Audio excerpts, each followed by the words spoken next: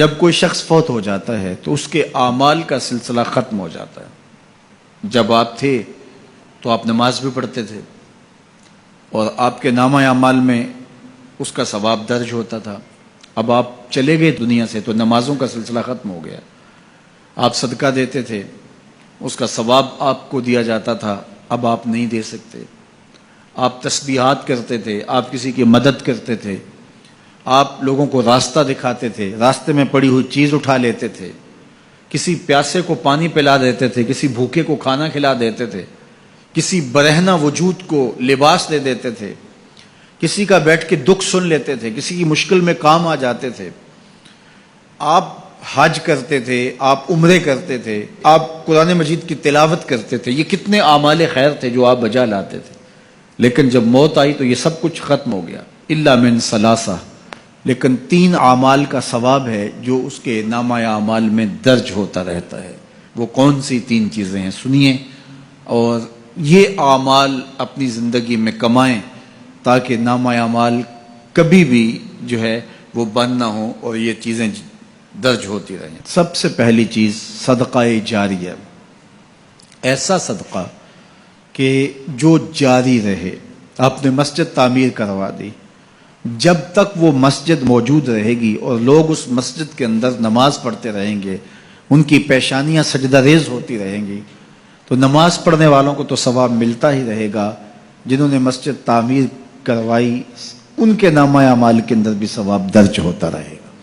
صدقہ جاری، مدرسہ تعمیر کروا دیا، آپ نے کوئی ہاسپٹل بنوا دیا، آپ نے انسانی ضرورت کے لیے پانی کا کنواں کھدوا دیا، اور کوئی اور ایسی چیز کہ جو آپ کے بعد بھی جس کا فیض لوگوں تک پہنچتا رہے، وہ فیض رساں چیز جب تک موجود رہے گی اور اس کا فیض لوگوں تک پہنچتا رہے گا تو نامہ اعمال میں ثواب درج ہوتا رہے گا۔ دوسری بات، او علم ينتفع به، یا علم جس سے لوگوں کو نفع پہنچتا ہے۔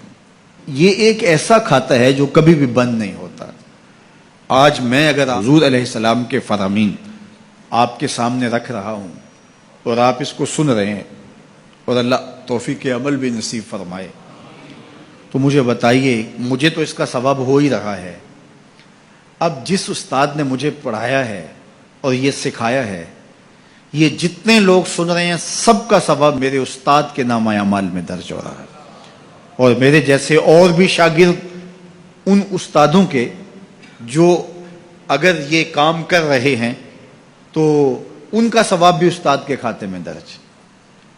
اب اس کا ثواب پھر ان کے استاد کے کھاتے میں درج، اور پھر ہمارے استادوں کے جتنے بھی ہم سبق تھے سب کا ثواب ان استادوں کے کھاتے میں درج، اور پھر ان کا ان کے کھاتے میں، اور یہ چلتے چلتے حضرت ابو ہریرہ کے کھاتے میں چلا گیا، اور پھر ان کا ثواب رسول کریم کے کھاتے میں گیا۔ اللہ اکبر۔ تو بات کر رہا تھا کہ اس طرح کھاتے بڑھتے چلے جاتے ہیں اور نامہ اعمال میں ثواب درج ہوتا چلا جاتا ہے۔ او علم ينتفع به، ایسا علم جو نفع دیتا ہے۔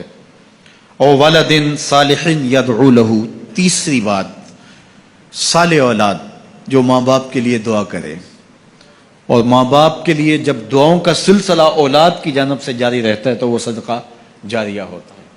صالح اولاد ماں باپ کے لیے کبھی بھی دعا ترک نہیں کرتی۔